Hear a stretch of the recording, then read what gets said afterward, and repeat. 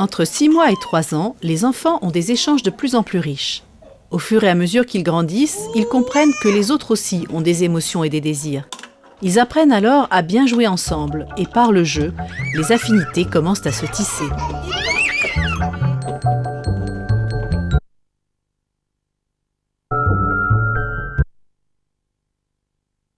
Anne-Marie Fontaine, chercheuse en psychologie du développement, étudie les relations entre enfants. À la crèche Bellevue, elle commence la journée en observant les bébés. À 9 mois, Étienne et Violette commencent à s'intéresser l'un à l'autre. On a des objets agités ou des satisfactions chacun pour soi, mais certainement ils ne sont pas insensibles au fait que l'autre agite aussi, et que le fait qu'un objet soit agité, ça donne envie d'agiter. Donc on est vraiment au début de l'intérêt pour l'autre, mais dont on ne sait pas encore trop si c'est un intérêt pour le son ou un intérêt pour l'autre enfant. Il y a des débuts de signaux comme ça qui vont pas être suivis d'effet parce que le partenaire a pas compris que c'était vers lui que le regard allait et que peut-être le geste était pour lui. Avant 14 ou 15 mois, c'est encore l'adulte qui capte le plus souvent le regard des enfants. Il s'intéresse plus aux objets qu'aux autres bébés. Manon reprend son doudou des mains d'Étienne, qui ne réagit pas. Ils n'ont pas encore conscience que l'objet qu'ils ont, c'est le leur. Donc, comme la conscience de soi n'est pas encore bien développée, ils se piquent les objets les uns les autres sans que ça ait une conséquence quelconque. Mais chez les moyens, les choses vont vite changer. Entre 12 et 24 mois, les enfants apprennent à manipuler des objets, à se déplacer, à marcher et à mieux communiquer. Et normalement, ils se disputent beaucoup les jouets, sauf quand ils sont en plusieurs exemplaires, comme dans cette crèche. Ce qui est assez remarquable, c'est qu'il y a, pour le moment en tout cas, il y a très peu de conflits. Et pour une bonne raison, c'est que tous les objets sont très bien choisis. C'est-à-dire qu'ils ont plusieurs camions jaunes pareils, plusieurs seaux pareils, plusieurs ballons pareils, etc. Donc ils ont tout ce qu'il faut à cet âge-là pour que les premières interactions positives se mettent en imitation de la posture de l'autre et des actions de l'autre. Cynthia a vu Marlon pousser un seau. Elle en trouve vite un deuxième pour faire pareil. Ah, voilà une jolie imitation. Suzanne les rejoint. Imiter, c'est être avec l'autre, tenir compte de ce qu'il fait, le regarder, faire attention à l'autre. C'est un véritable langage avant les mots. Des variantes. On peut taper avec un chiffon. Ah, on peut aussi pousser et chanter.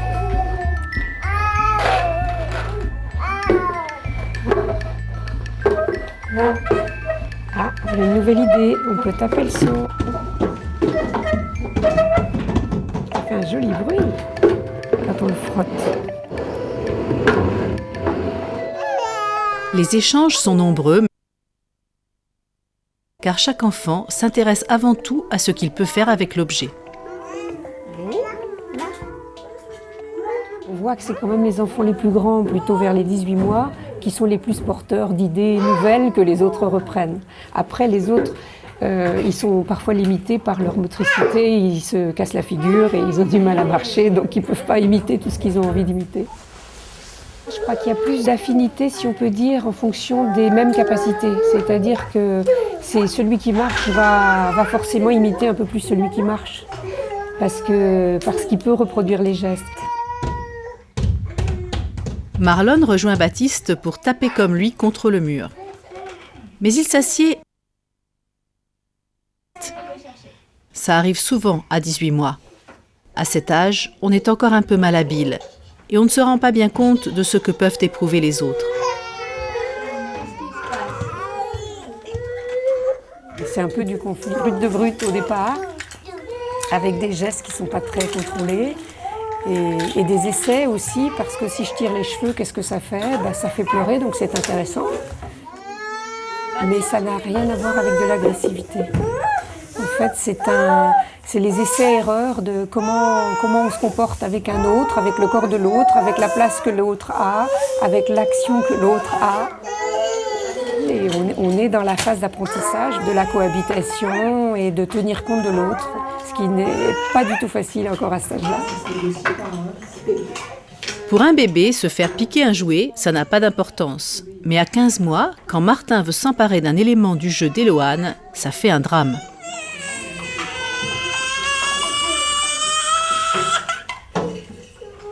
Ils ont envie de l'action de l'autre, ils ont envie de rentrer en contact avec l'autre, sauf que c'est en général sur le même objet que ça cristallise.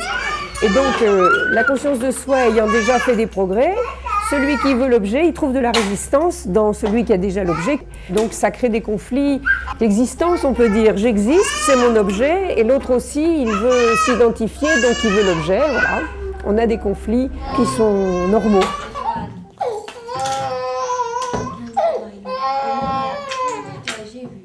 C'est pour cette raison qu'il est très difficile de quelque chose. Il vaut mieux proposer à l'autre enfant un jouet identique pour qu'il puisse faire comme son copain. L'imitation peut alors remplacer le conflit.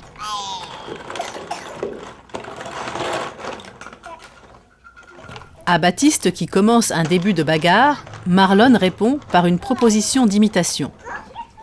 Baptiste finit par accepter.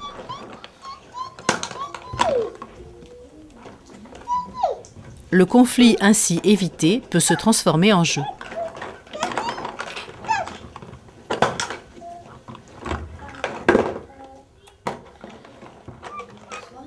On ne peut pas encore parler d'amitié à cet âge, mais plutôt d'affinité. Elle se noue entre des enfants qui savent faire les mêmes choses. Éloane et Suzanne parviennent déjà à se coordonner autour d'un même jeu, ce qui est assez exceptionnel avant 2 ans. À la crèche, certains enfants choisissent déjà avec quel copain ils veulent jouer. Donc en fait, qui se ressemble, s'assemble, on peut dire. Ça commence à venir, Alice et Léna, Éloane et Suzanne qu'on a vu hier aussi. Ça commence à... Ils commencent d'avoir envie de se retrouver, de s'accueillir, Ça dit les prénoms à la maison des autres enfants. Il y a des parents qui nous disent que toute la soirée, ils ont dit tel ou tel prénom. 3-4 semaines, quoi. Oui, 18 mois, quoi. Ouais. Qu'est-ce qui fait qu'ils se recherchent? Ça commence souvent par le jeu. Qui Il y en a attire. qui le convoitent et soit ça commence par un conflit, soit ils arrivent à le gérer et à jouer ensemble avec le jeu.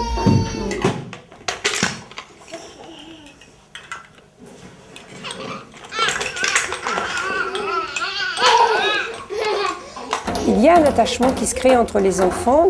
C'est un plus très important pour la liberté d'explorer, pour les plaisirs du jeu, parce que c'est une base de confiance supplémentaire.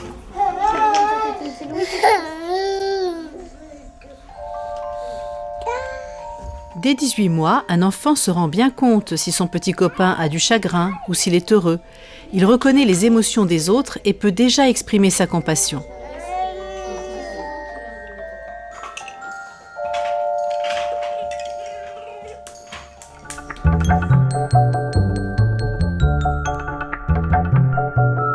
C'est vers 2 ou 3 ans que les échanges entre enfants prennent véritablement leur essor. La motricité s'est développée, le langage commence à être acquis, la collaboration devient possible.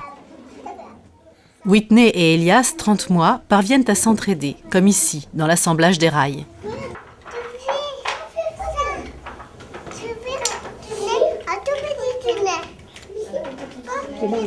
Un exemple évolutif, parce que le jeu a déjà beaucoup changé, beaucoup évolué, de coopération, de complémentarité, c'est-à-dire que là on n'est plus en limitation. Pour arriver à jouer en même temps, il faut faire la même chose en même temps. On est dans les idées de l'un passent aux idées de l'autre. Et en fait, le fait que ce soit un garçon ou une fille n'a pas beaucoup d'importance. De même sur le matériel, les filles aiment autant les voitures et les trains que les garçons. Et là, on a une superbe imitation en fait, en chantant Petit Papa Noël ensemble. Je les regarde pas pour pas les déranger.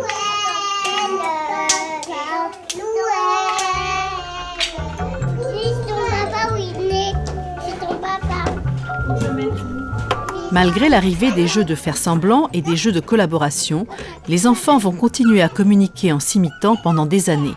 Mais l'imitation évolue avec le temps. Maman a bobo. Papa encore bobo. du téléphone, là, on voit bien qu'il y a à la fois l'imitation posturale du téléphone de donc on a une base imitative, et puis le faire semblant de allô maman, on invente ce qu'on écoute, et le faire semblant enrichit l'imitation, et réciproquement. Petit à petit, ils deviennent capables de jouer ensemble sans faire exactement la même chose. La construction de la conscience de soi et de la conscience de l'autre sont vraiment en bonne voie. C'est vraiment le progrès des 2 ans et demi, 3 ans.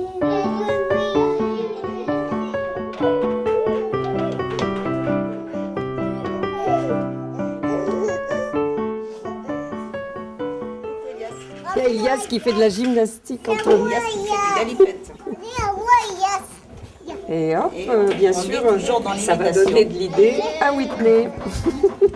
Et ce qui est important pour eux, c'est de faire la même chose. C'est comme ça qu'ils ont une connivence entre eux et un plaisir de faire vraiment la même chose.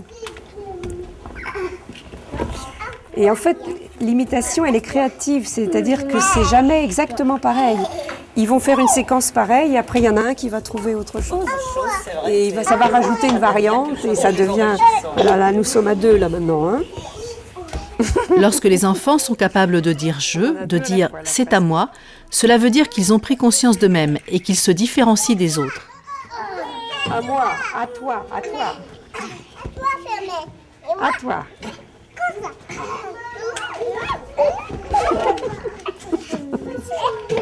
Nous sommes dans une vague d'imitation. Et ma foi, il n'y a pas trop de coups de pied dans les...